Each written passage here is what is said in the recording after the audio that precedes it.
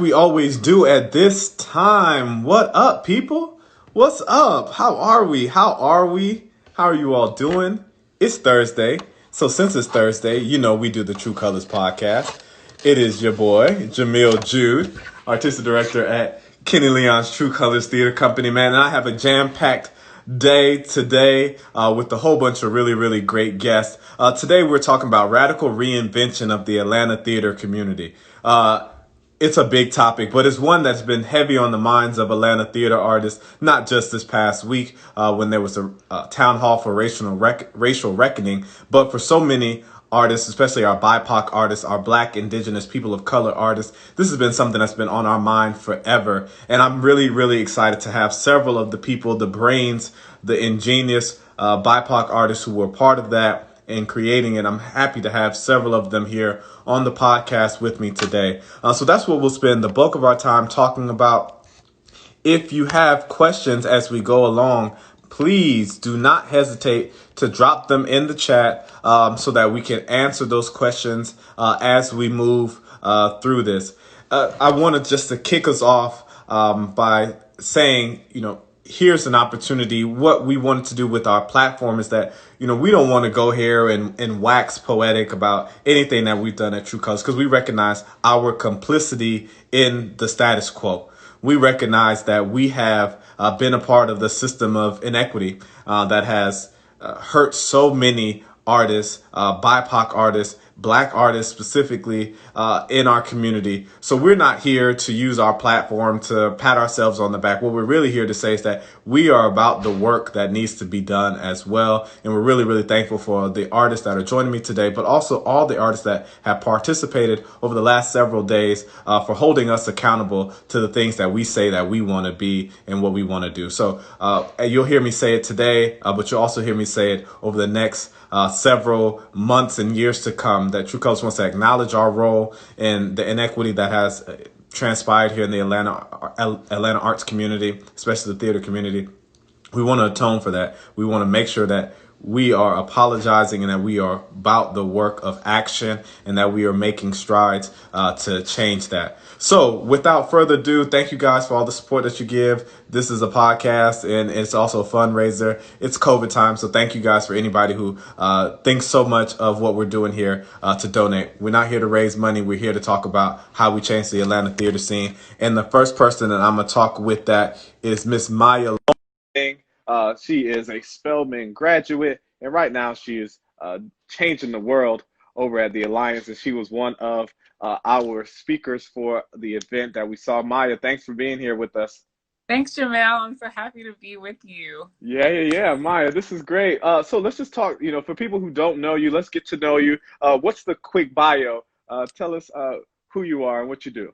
Yeah, cool. So hi, everyone. I am Maya Lawrence. I am originally from Queens, New York. I came to Atlanta to go to Spelman College. I'm a proud Spelman alumna. From there, I went to the Alliance Theater with our Spelman Leadership Fellowship, where I was a fellow at the Alliance for 2 years, and I'm now there as a resident artist, specifically in education. Great. So, and you spoke a little bit about your Atlanta theater journey, but as you've been watching the Atlanta market, initially as a student, but now just working so intimately inside the Alliance and in the education point, what is it like? What's been bubbling up to the surface for you that like I need to insert myself in a more substantial way to bring about the change that I want to see? Yeah, right now, my major project. So the fellowship is designed to place Black women in leadership positions in cultural institutions.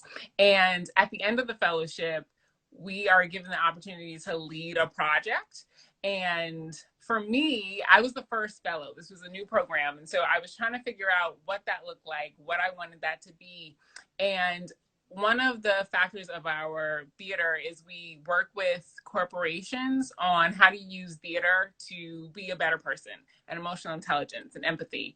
And I wanted to use that same model of how do you help people combat their bias? How do you help people using theater and what the gifts that we have as theater practitioners to tap into that empathy of really being an ally and what that means. And so I've been working on this allyship program of, it started with our teaching artists, of how do you use the skills that you have as a person, as this theater maker, to help other people see where their blind spots are and the way that they are harming other people. And how do you, as a person, use theater to center into yourself of what am I not doing? How am I not showing up? How am I creating harm around me? I love it. You know, we talk a lot about how theater increases our capacity for empathy. And I think you're leaning right into that. Like, if that is true, then we can do these things, but also make sure that you are taking care of self and how you can be part of that change making process. I'm really interested in the way that you bookend a lot of the last 3 days by bringing in poetry and words into the space. Can you speak to why that was important for you?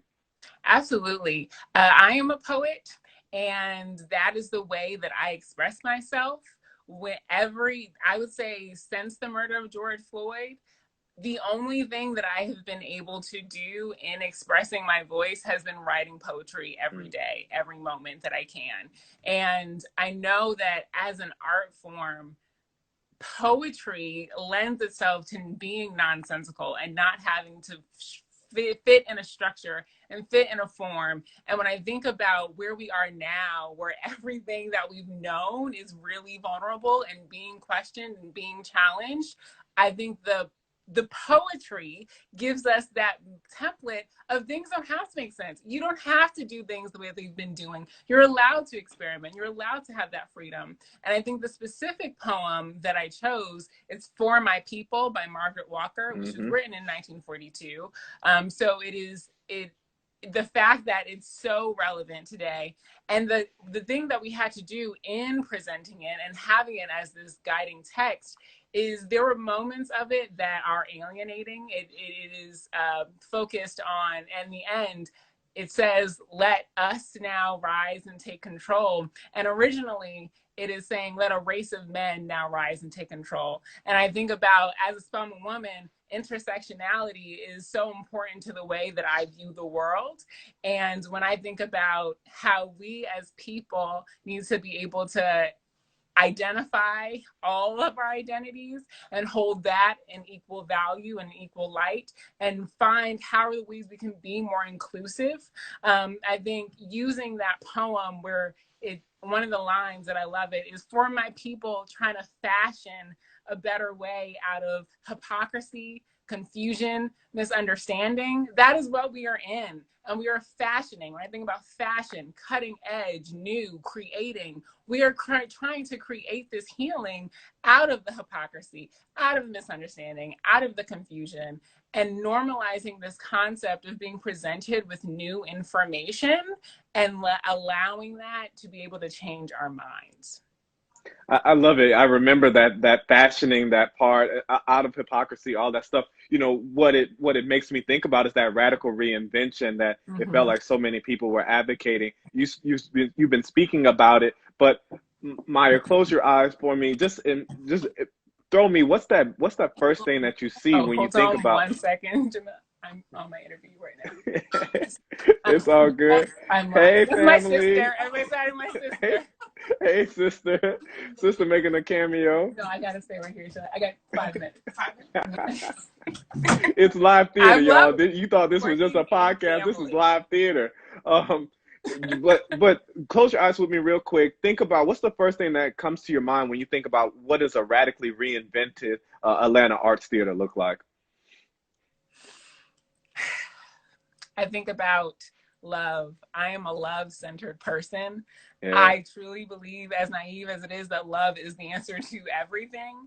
And I think right now, when I think of last night, our session of healing, of creating a space for all of the voices, all of the opinions, all of the experiences to exist in one place, how do we combat white supremacy with love? How do we combat internalized oppression with love? How do we give each other grace for those misunderstandings? How do we try to give each other that room to be imperfect humans? I think about love as is living, breathing, malleable tool.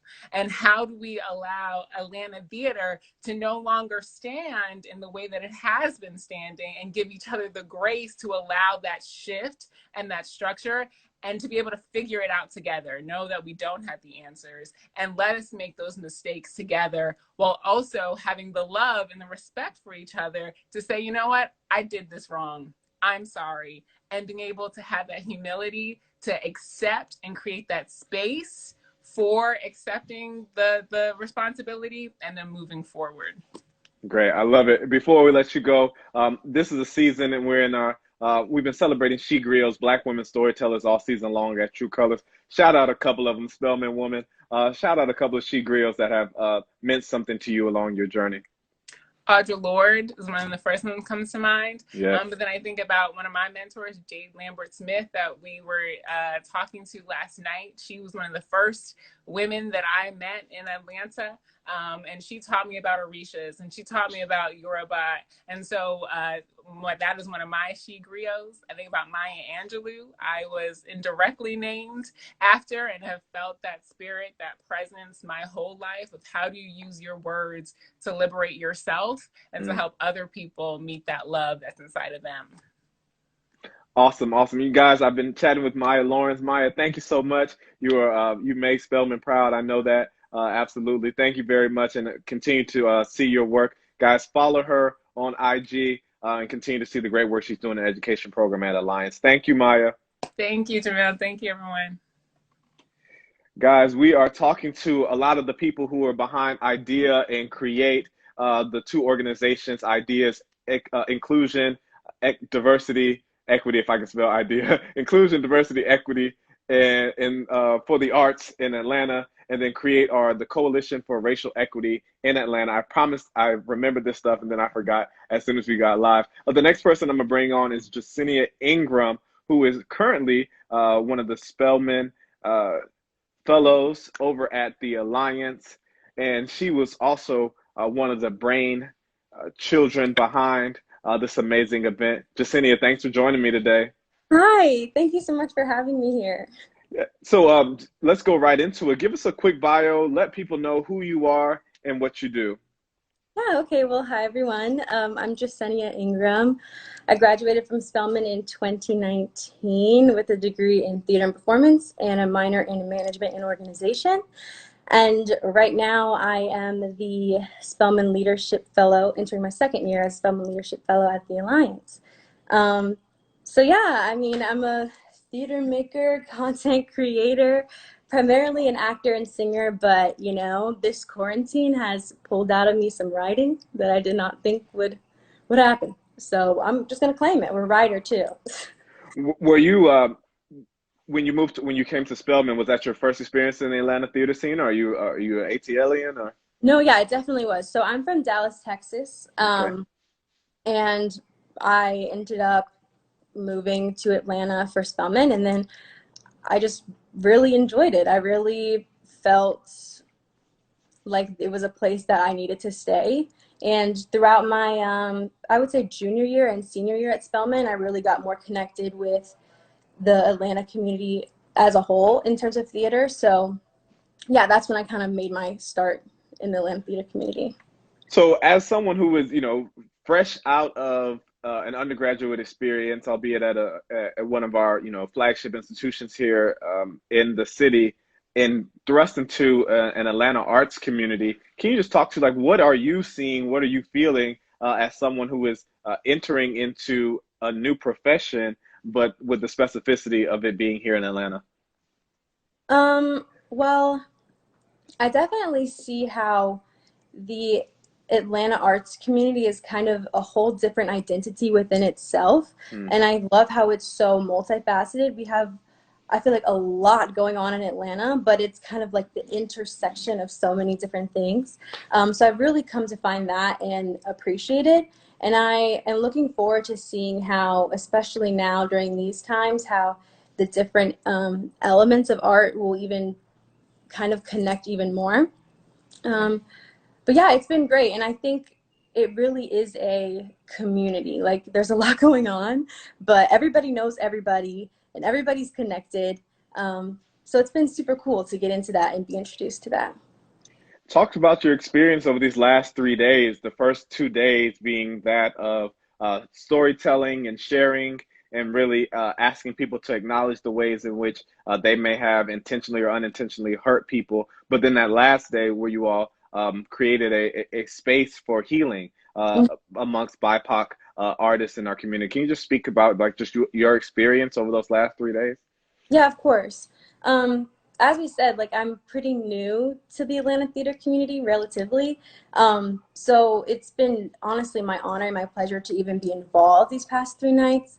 I would say the first 2 nights were really eye-opening, not in a sense that anything was necessarily surprising, but it was nice to be able to have a space that was open, that people felt safe enough to really share their stories and really come together as a community for what seemed to be one of the first times.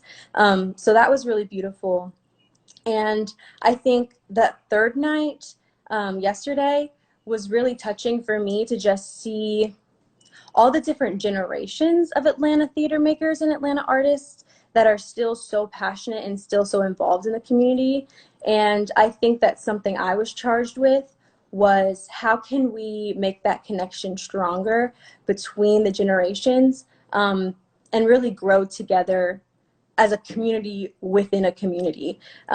Because I feel like this is a really transformative time, and I feel like we're going to come out of this a lot stronger, but we have to have those conversations, those tough conversations, and really be open with each other and listen to each other and hear each other.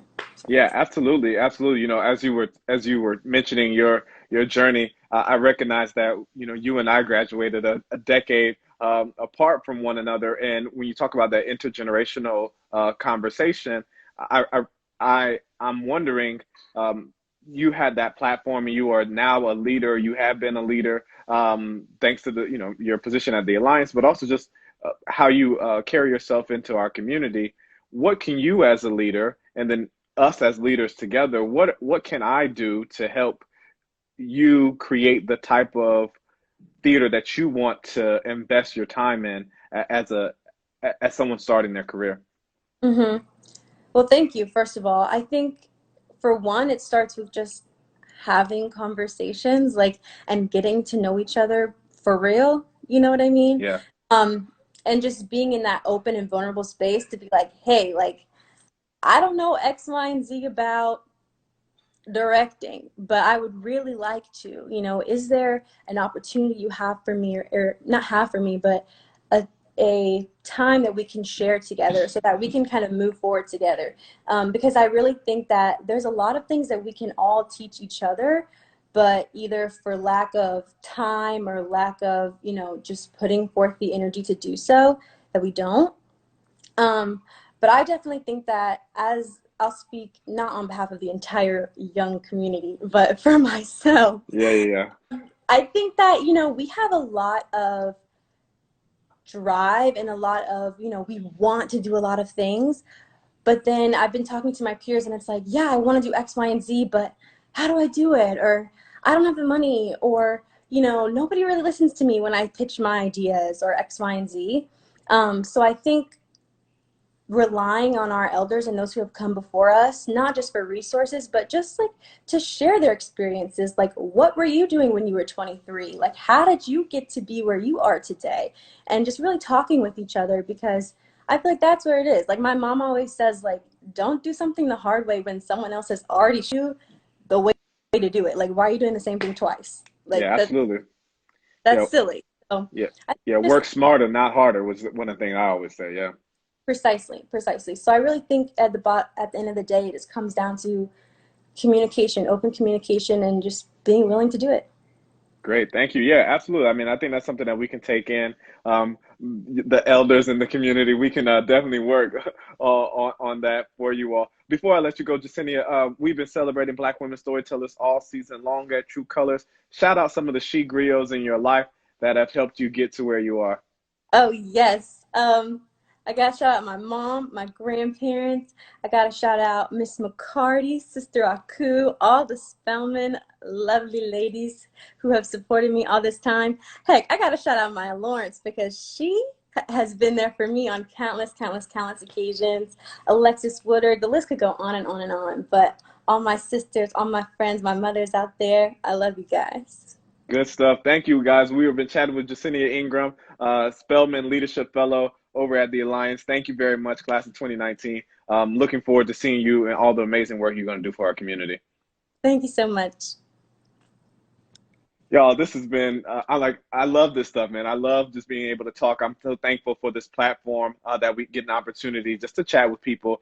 For those of you all who are just tuning in, welcome to episode 15, where we've been talking to folks from Idea and Create around this. How can we radically reinvent the Atlanta theater scene? What can we do to make sure that the space in our present, what our present realities are, won't be our future reality, right? So just thank you guys for rocking with us. I have a couple of other guests, but I've spoken to Maya Lawrence and I've spoken to Jessenia Ingram. Thank you also for those who are donating. I really, really appreciate that. Thank you.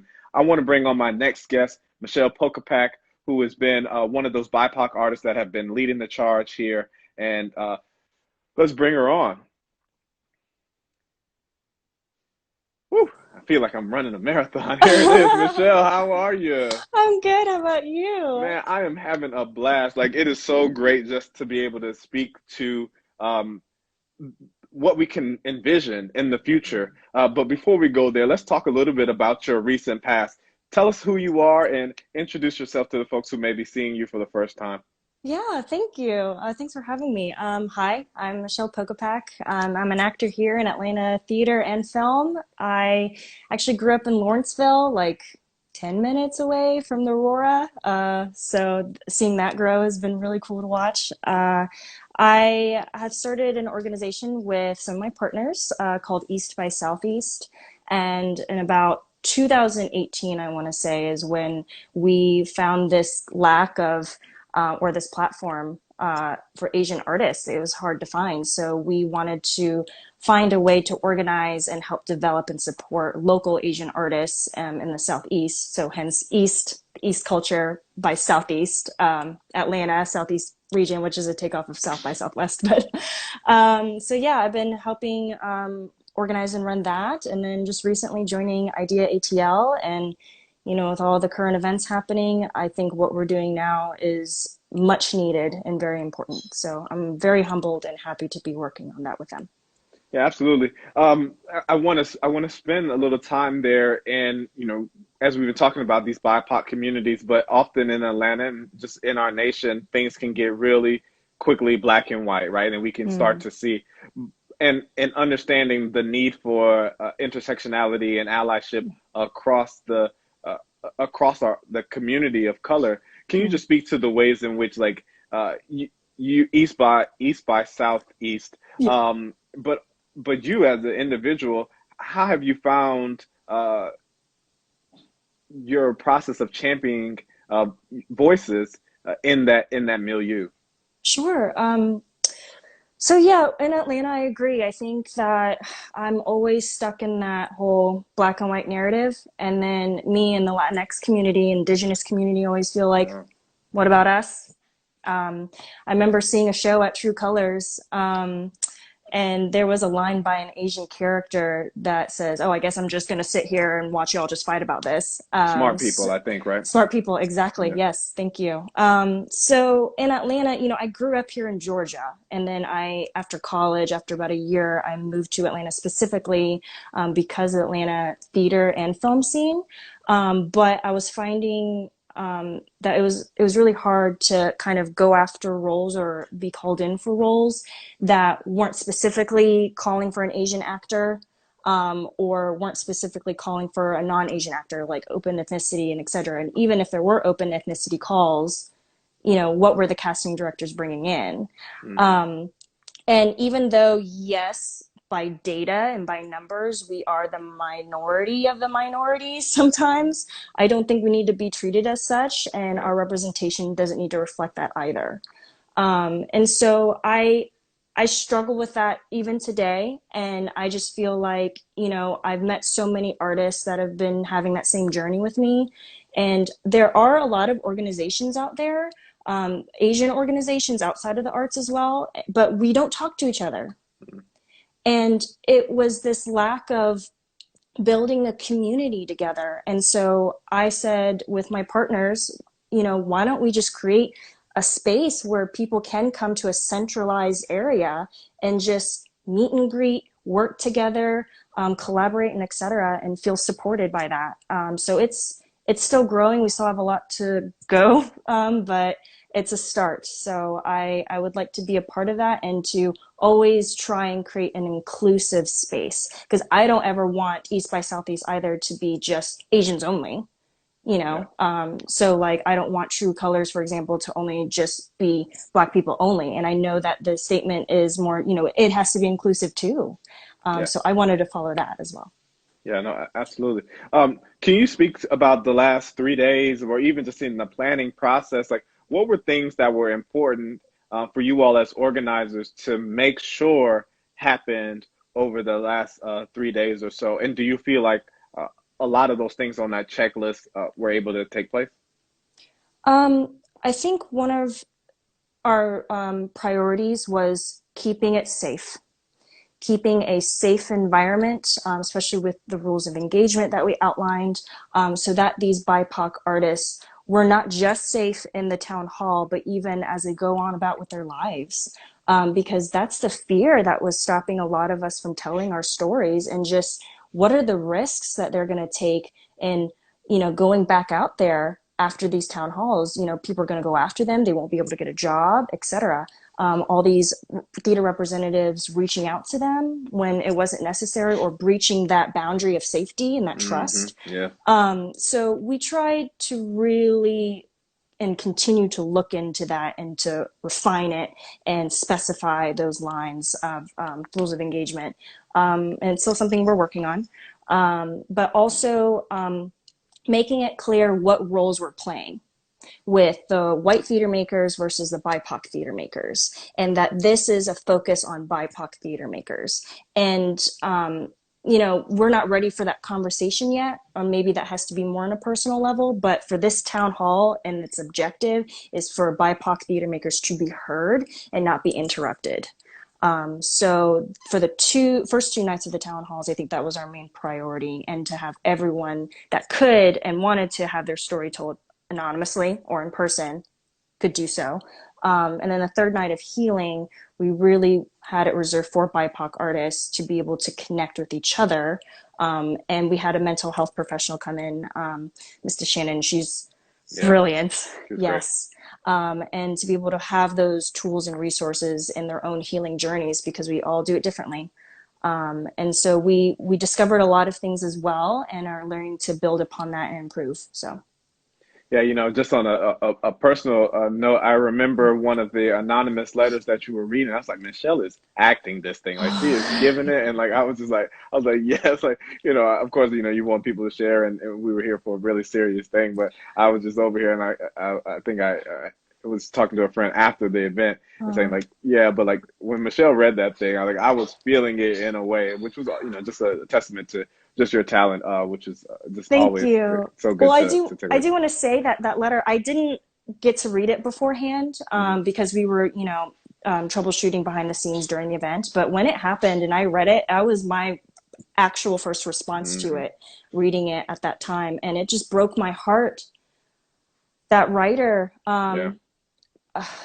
so I felt so much empathy for her, and I'm so glad that, and honored to be able to share her story. So. Well, and that's what we talk about, right? We talk about all the time in this industry. It's the sharing of stories. It's to be able to see something from somebody else's perspective that increases our capacity for empathy. And what you're saying is that you, in that moment, and sharing, and someone being vulnerable in that moment, connected to you in a really deep and profound way, which is awesome. Michelle, before I let you go, in this season where we're celebrating Black women storytellers, we've been asking people on the podcast, hey, shout out the Black women, the she griots in your life that have meant something to you. And I want to offer you that space to do the same. Yes, thank you. I definitely want to give a shout out to Angela Schiller and to DeShannon Art, a mental health professional, because I've known Angela. She actually worked with us on an East by Southeast event as a facilitator as well. And just, I have such respect and I admire her work and just her as a full person in general. I also appreciate the fact that she treats you like an equal individual, and I had to learn that from her because I guess I kept putting her at a high pedestal, but she was like, no, we're equals. And I said, oh.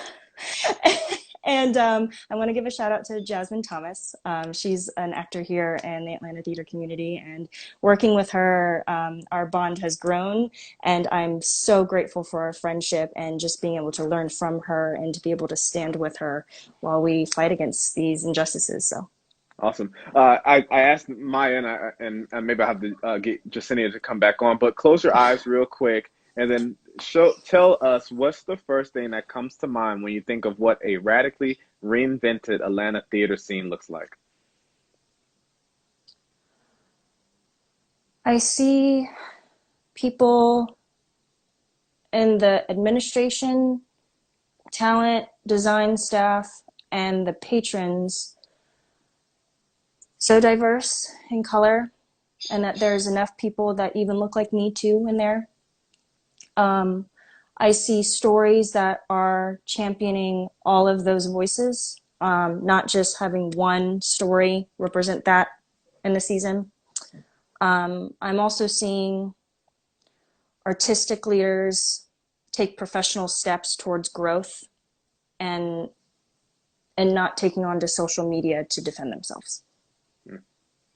Michelle, I appreciate you for just the vulnerability, and again, like you said, that's just the real response of witnessing you, just sharing your truth and envisioning that world. It's one I want to live into. So I just thank you for spending the time with us, and I just know that I want to take those steps that you advocate for, and I ask that you and everyone else holds me accountable to that. So thank you for that. Thank you. Thank you for having me. I appreciate you. Thank you to Michelle. Thank you to Jessenia. Thank you to Maya. Those have been our 3 guests so far on our 5 guest True Colors podcast today, episode 15. We are jam-packing everything into episode 15. Guys, thank you all for your contributions. It means so much to us. This has been just amazing work. And just thank you for all of the people who have just been working so hard to make this happen. The next person I'm going to bring on is one of the leaders in our field and one of the super brains that have been behind CREATE, which is the Coalition for Racial Equity in the Atlanta theater. What's up, Diany? How are you? And you got a minion behind you. Yes. Good stuff. Diany, welcome. Thanks for joining me today. Thank you, my friend. Okay, so for anybody who doesn't know you, hasn't had a chance to see you on stage, whether it be at True Colors or the Alliance or theatrical outfit or this theater. Tell us a little bit about yourself and how you identify. I identify as Latinx. I was born on the island of Puerto Rico. I am of 2 Puerto Ricans. So, my mom and I joke around that I am a purebred Puerto Rican. The members of CREATE are also saying that I am a fool, just for the record. So I should probably own that I am a fool. And I don't know how to use Instagram. So that also should be stated for the record. I, accidentally do art as a living, and I purposefully do activism as a living. So that's about it, really. Yeah, I love that. I purposefully do activism as a living. I love that. I love that. Diany, talk to us a little bit about your Atlanta arts journey. When did you come to the town? When did you come to town? And what is that process of kind of navigating and arriving at the position that you've landed? I first came to town maybe around 10 or 11 years ago. I had just been on a tour and I had ruptured my C2 and C3 vertebrae. Oh, wow. Yeah, super fun. So I had to leave New York and go back home to Alabama for my parents to help me recuperate and do physical therapy and things like that. And then I auditioned, funny enough, at the Alliance. And I booked a show called Middle School the Musical that myself and other actors involved helped write. And I did that for 2 years. And then, speaking of, we weren't speaking of it, but I'm just going to say it, about how everybody's journey is different and about how we are learning and growing every day. I was cast in August Osage County at the Alliance, and have twice in my career played Native American, which is gross and super problematic. And, you know, you live, you learn, you preach the gospel of how you can't do that anymore. And during that show, decided, well, I'm because this would have been my third show at the Alliance, decided maybe it's time for me to move to Atlanta, and did it, and have subsequently and thankfully ended up finding an artistic home here. That's great.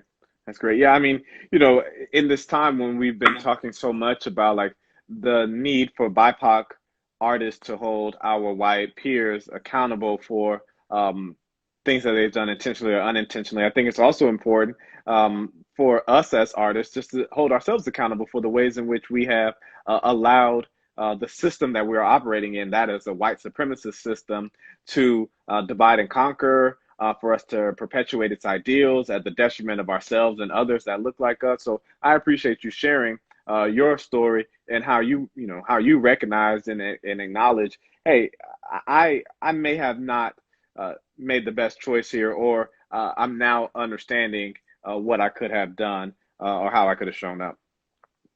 Oh yeah. Oh, and let me tell you, Jamil, won't be my first mistake, or it wasn't my first mistake, and it will not be my last. Yeah, absolutely. Right. We grow and we change with this thing.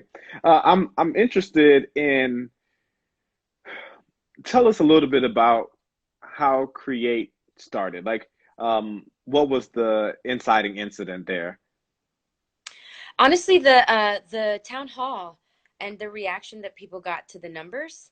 Mhm. I was in I was actually in Louisiana on set on the night of, and was like furiously from set trying to sort of like set up a photographer and figure out how we'll get chairs and things like that.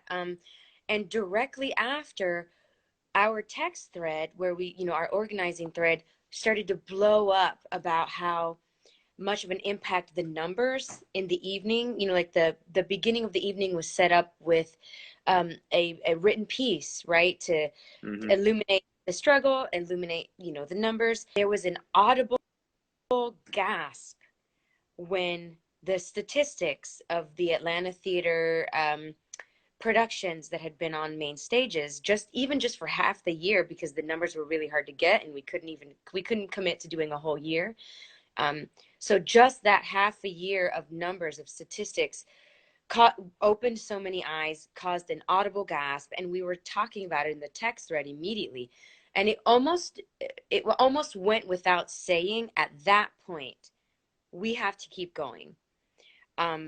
So Cynthia, JL, and Lee and myself came up with a plan immediately, not only to address clearly the ignorance that we all had about how deep the problem went and how we can address the problem. And like from there, we have been going ever since. And that was Hmm. around November of Hmm. 2019. Hmm. Yeah, no, and I remember that moment. And I think the thing that I wasn't surprised about the white theater numbers.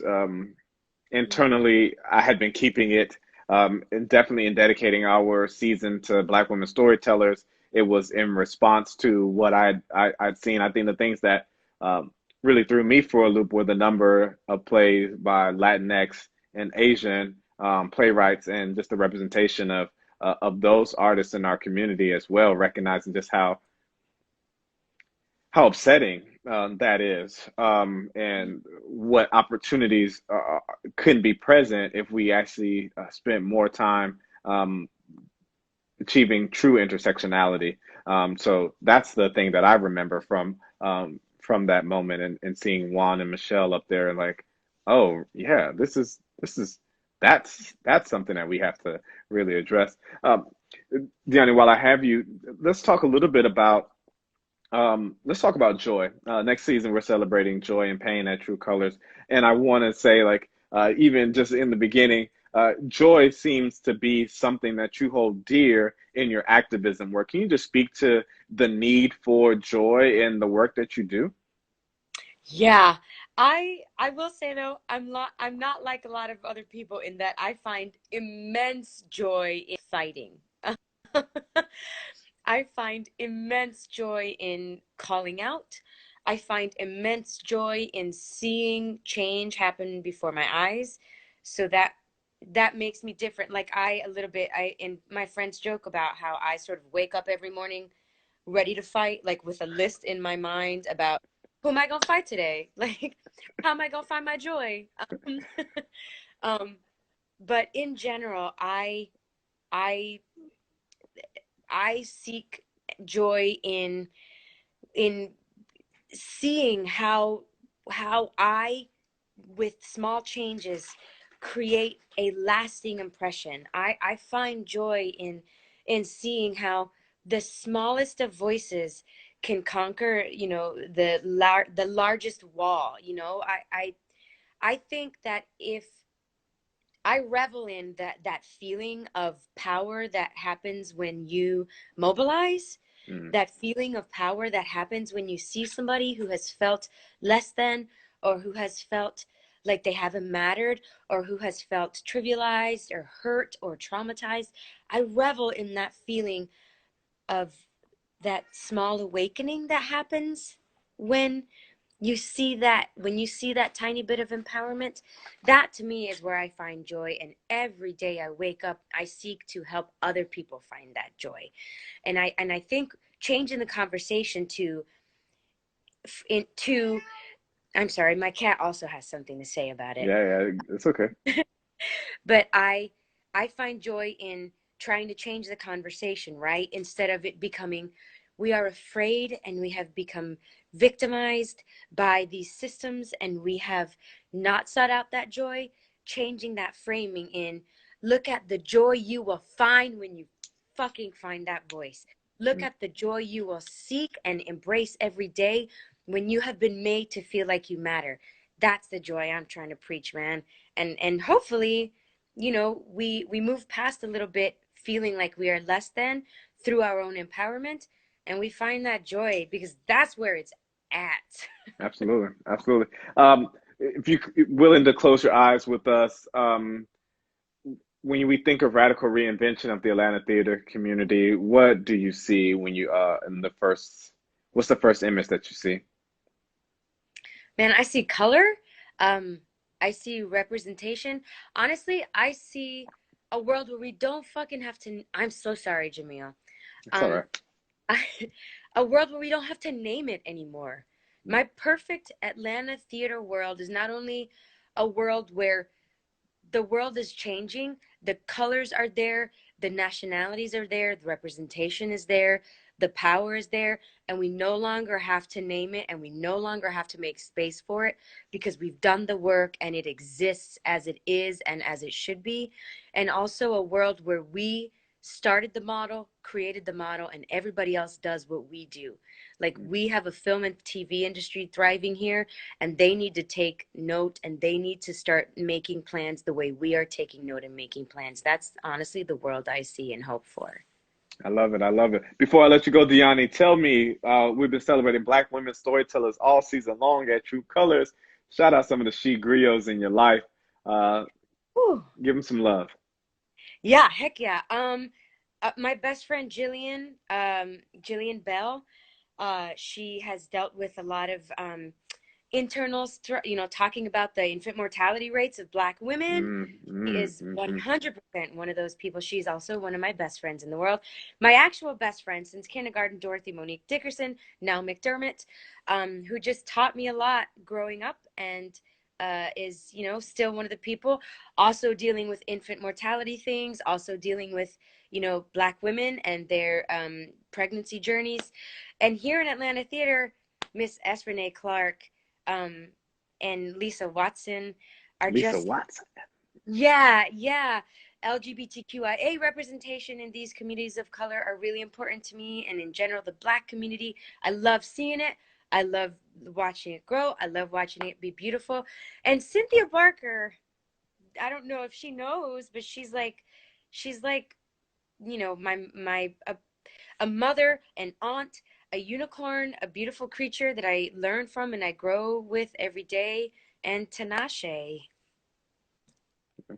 You mentioned all the good ones, man. We love all of them, and the women you just introduced us to, we're really, really thankful for it. Diany, thank you for spending some time with us. Get back to that cat, get back to that minion, and continue your work, being an art maker part-time and activist full-time. Thank you. Absolutely. Bye, everybody. Guys, if you are just joining us, you have missed a part of an amazing conversation. I've had Michelle Pokopac, I've had Maya Lawrence, I've had Jessenia Ingram, and I just finished a conversation with Diany Rodriguez. We've been talking about create and ideas, town hall for racial reckoning. We've been talking about radical reinvention of the Atlanta theater scene, and I'm so excited to bring up our last brother, who is going to bring it home with us today. Normally, he's one of my bald-headed brothers, but during this quarantine, he has been doing what I can't do. He is hooking it all up. This is Mr. JL Reed. JL, what's up, brother? Hello, hello, hello. Thank you for having me. This unit is looking all right, ain't it? Oh my gosh, man, I'm so jealous. It's all good, but let's get into it, man. I'm gonna look down at your glasses and not at your head. Brother, tell us, for those who don't know you, tell us a little bit about yourself and who you are. I am JL Reed. I am originally from Winston-Salem, North Carolina, actually quarantining with my parents here in Winston-Salem. I'm on a little hiatus from Atlanta as y'all figure out what to do with Miss Rona and everything. So I'll be back. I'll be back later. I consider myself a queer Black man. I am a art maker, primarily on theater. I am newly into writing for theater, for television and film, so I'm very excited about that journey, particularly as theater is very much on its own type of hiatus. What else? Yeah, that's the long and short of who I am. That's good stuff. So, and how'd you get to Atlanta? And talk a little bit about your Atlanta theater journey. Absolutely. So I went to grad school at University of Georgia. And my last year had an internship with the Alliance. So the Alliance is my Atlanta theater home. I started there really through the education theater route. My first professional gig in Atlanta was with them in a theater show, a TYA show. And since then, I've been a teaching artist with Atlanta. And so I very much spread my roots that way. I decided after the internship to go ahead and just plant my stakes in the city and see what Atlanta, the Alliance in particular, and other theaters might have to offer for me. Yeah. So, and remind me, you said that was how long ago?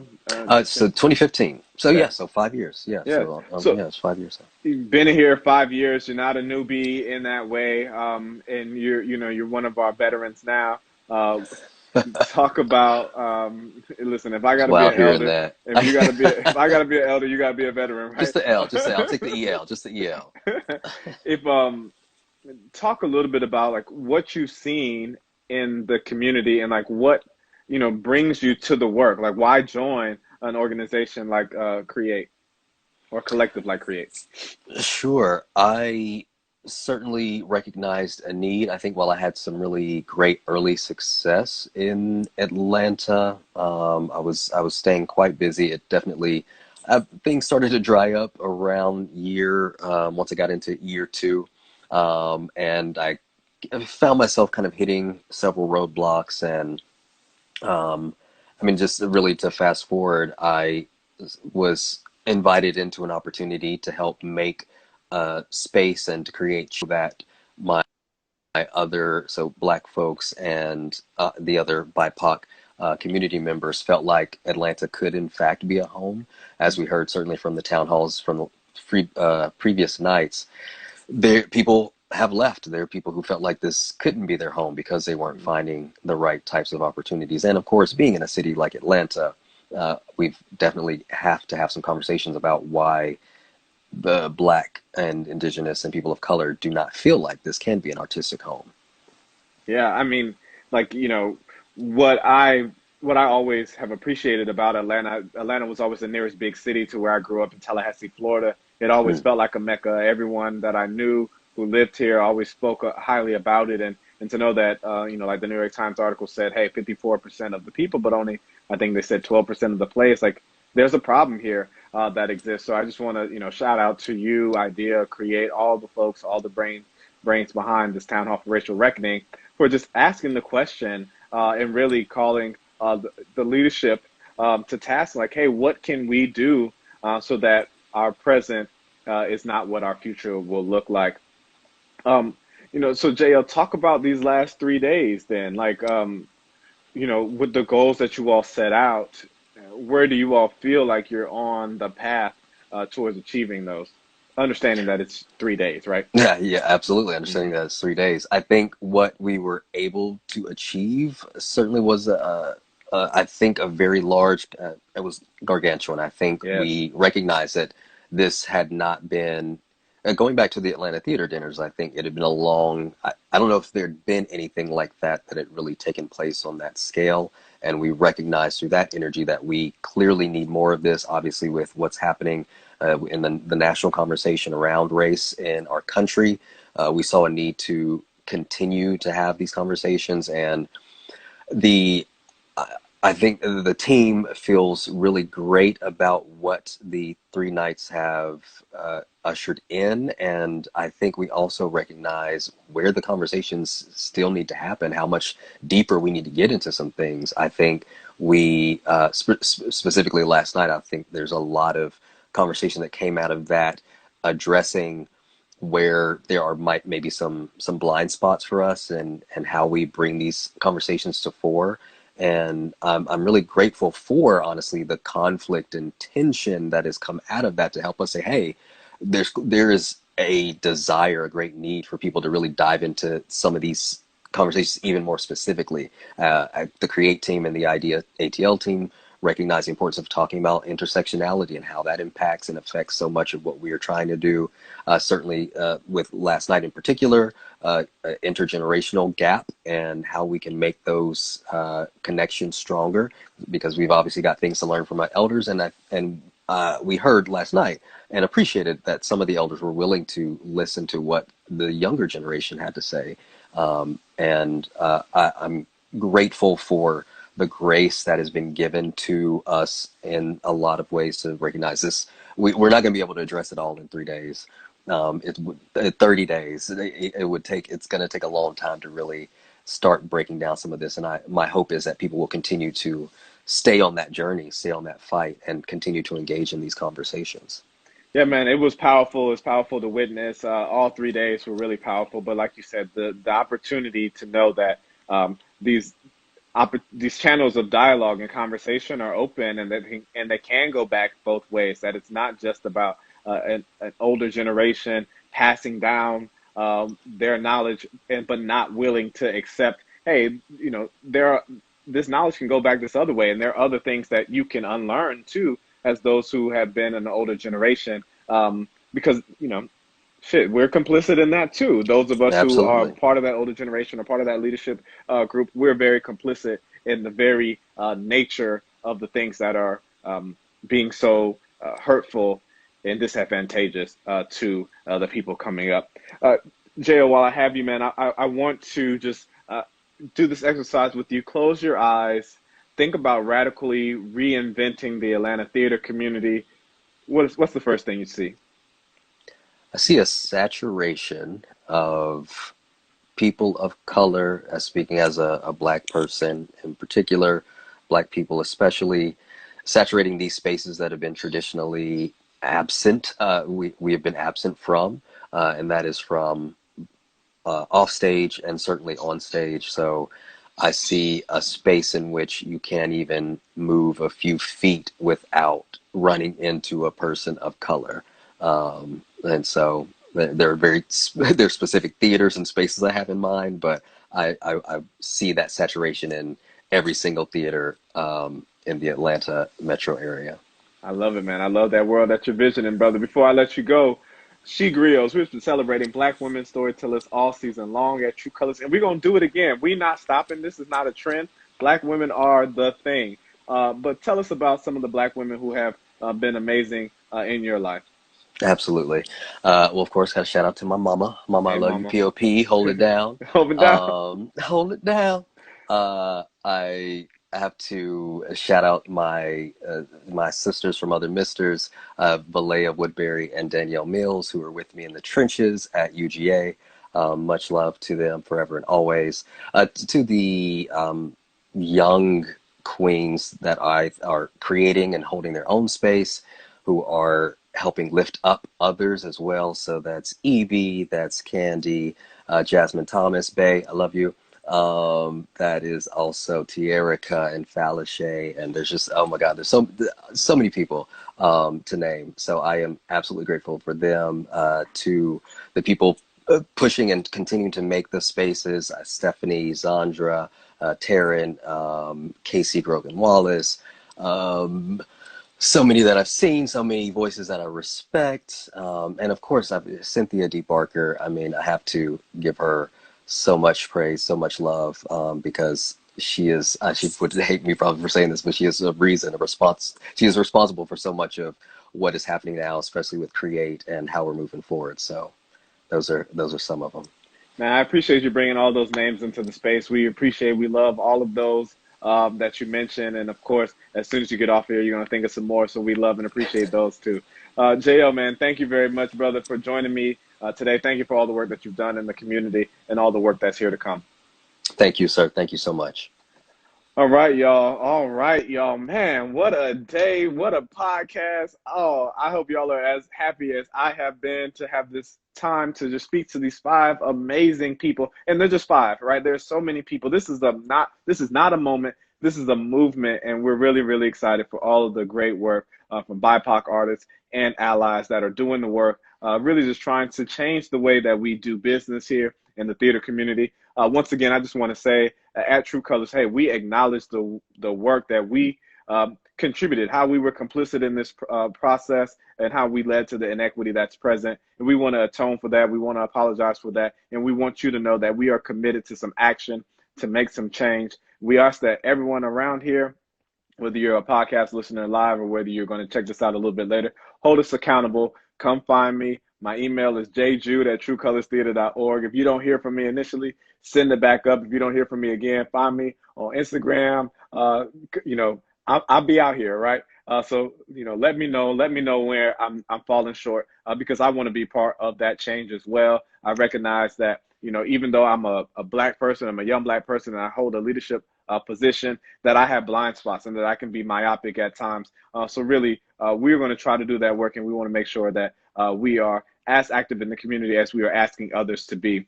You all, thank you so very much to everybody who donated, y'all. This means a lot. I'm Espin, Espiiidigo, Espendigo, daughter of Shiloh, Amina, Jacob McKee, and Valea. Thank you guys so very much for those donations. It means so much. Y'all, this has been episode 15. We do this every week. Thursdays at 1 p.m.